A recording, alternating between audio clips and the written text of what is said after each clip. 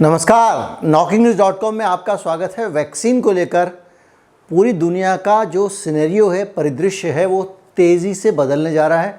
बहुत सारे ऐसे नए डेवलपमेंट आने जा रहे हैं जो पूरा का पूरा परिदृश्य बदल देंगे। भले ही मामला फोर्स वैक्सीनेशन का हो या भारत में आने में जो दुविधा थी कंपनसेशन वाली, उसको लेकर हो। बहुत सारी चीज़ें ऐसी हैं जिस पे लीगल कंसीडरेशन शुरू हो जाएंगे, कानूनी विचार विमर्श शुरू हो जाएगा और उसके कानूनी पहलुओं पे चर्चा शुरू हो जाएगी।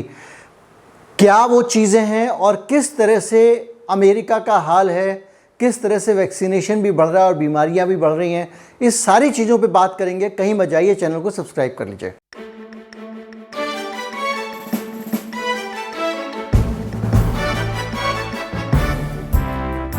नमस्कार, मैं हूं गिरिजेश वशिष्ठ। आप देख रहे हैं knocking-news.com का यूट्यूब संस्करण। कोरोना वायरस का जो टीका बना था, उस टीके को लेकर बहुत सारी चीज़ें रहीं और जो भी तर्क वितर्क थे उसमें एक बहुत बड़ा हिस्सा, बहुत बड़ा लॉजिक उसके पीछे ये था कि टीका अभी ट्रायल फेज़ में है और ट्रायल फेज़ में टीके के साथ ये मुमकिन नहीं है, टीके के साथ वो मुमकिन नहीं है, ये चीज़ लागू नहीं की जा सकती, वो चीज़ लागू नहीं की जा सकती, ये शंका है, ये आशंका है, ये सवाल है, ये प्रश्न है। अब ये सारे एक साथ कम होने वाले हैं।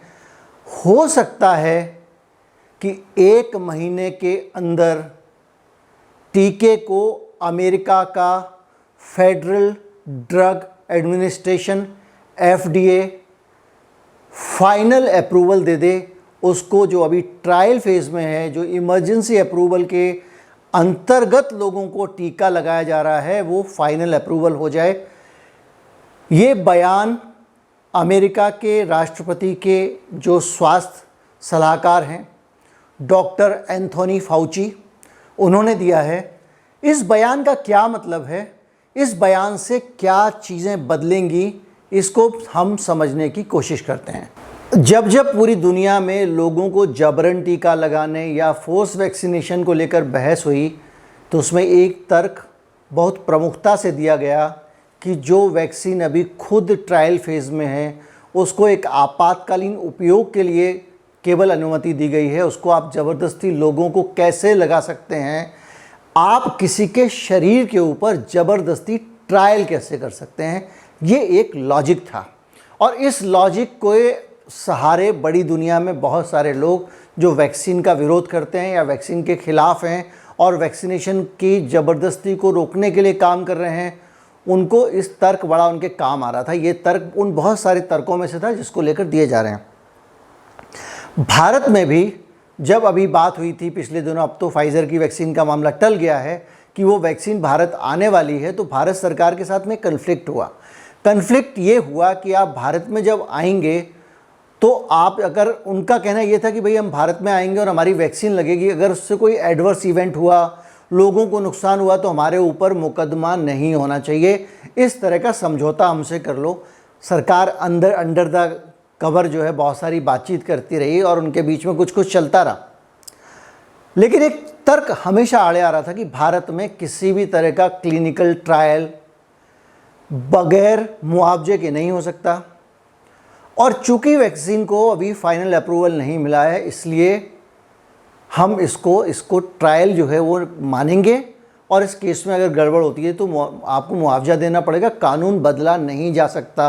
वो कह रहे थे आप हमारे लिए कानून बदल दो, और फाइनली ये हुआ कि वो नहीं आ रहे हैं, क्योंकि इससे पहले मीडिया में सारी चीज़ें आ गई, हमारे जैसे मीडिया में। मेन स्ट्रीम मीडिया की तो बात छोड़ दीजिए।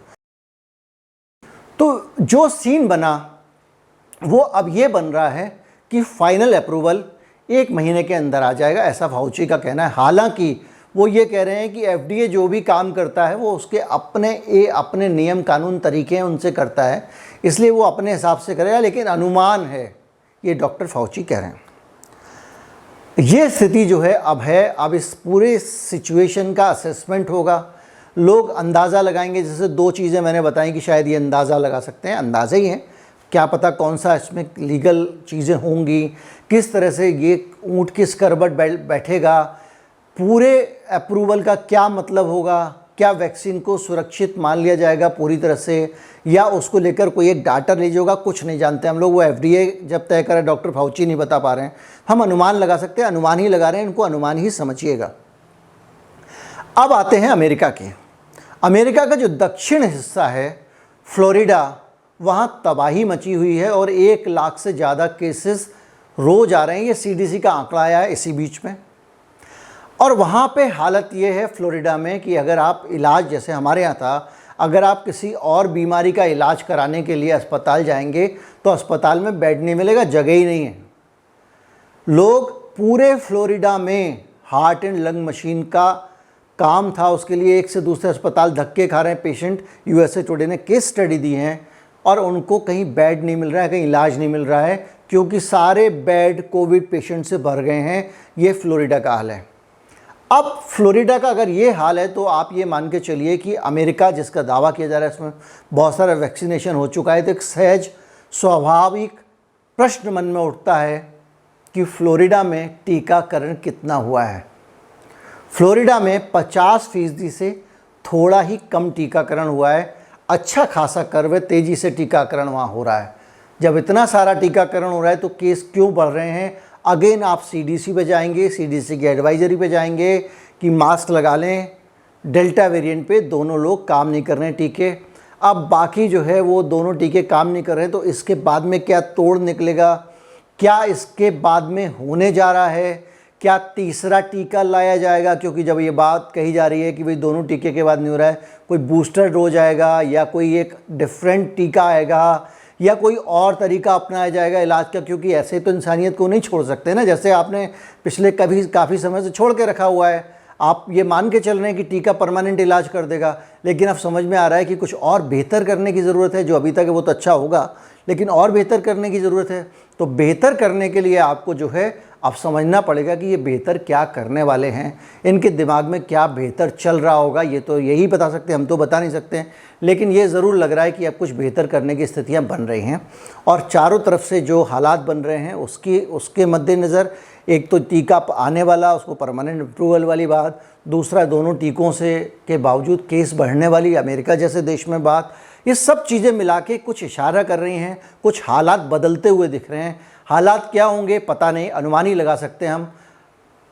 उम्मीद करते हैं कि जो कुछ होगा अच्छा होगा। कृपया चैनल को सब्सक्राइब कर लीजिए और ज़्यादा से ज़्यादा लोगों को इसके साथ जुड़ने के लिए प्रेरित कीजिए। इस चैनल में हम जो भी जानकारियाँ देते हैं, अगर आपको लगता है चैनल मजबूत हो, इसमें और संसाधन जुटें, धन के बगैर कुछ नहीं होता, आप हमें जो है वो अनुदान दे सकते हैं। हमारा एक बारकोड है और हमारा नीचे डिस्क्रिप्शन में UPI ID है, वहाँ सबसे नीचे है, वहाँ से भी आप हमको भुगतान कर सकते हैं। नमस्कार, जय हिंद।